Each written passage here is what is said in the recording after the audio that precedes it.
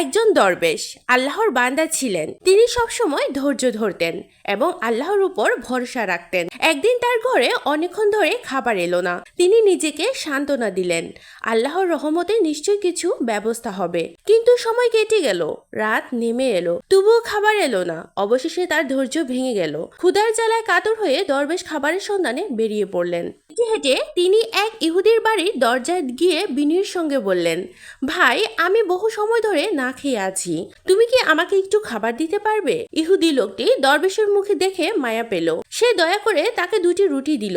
দরবেশ কৃতজ্ঞতার চিত্তে বলল, আল্লাহ তোমার উপর উত্তম প্রতিদান দিন। তারপর বাড়ির পথে রওনা হলেন। ফিরে আসার পথে একটি কুকুর তার পিছনে লেগে গেল এবং জোরে জোরে ঘেউ ঘেউ করতে লাগলো। দরবেশ ভাবলেন, হয়তো কুকুরটি ক্ষুধার্ত, তাই তিনি তার দিকে একটি রুটি ছুঁড়ে দিলেন।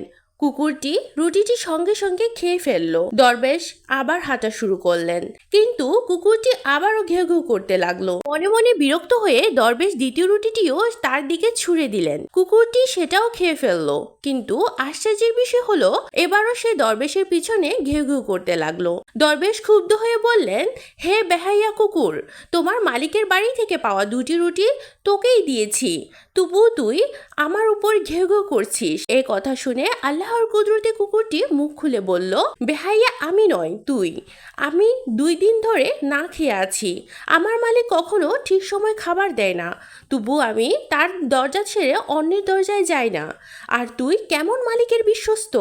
একদিন খাবার না পেয়ে তুই নিজের মালিককে ছেড়ে অন্যের দরজায় ভিক্ষা করতে চলে এলি। এই কথা শুনে দরবেশের শরীর কাঁপতে লাগলো, চোখে জল এসে গেল। তিনি নিজের ভুল বুঝতে পারলেন। আল্লাহর উপর ভরসা না রেখে তিনি অন্যের কাছে চলে গিয়েছিলেন।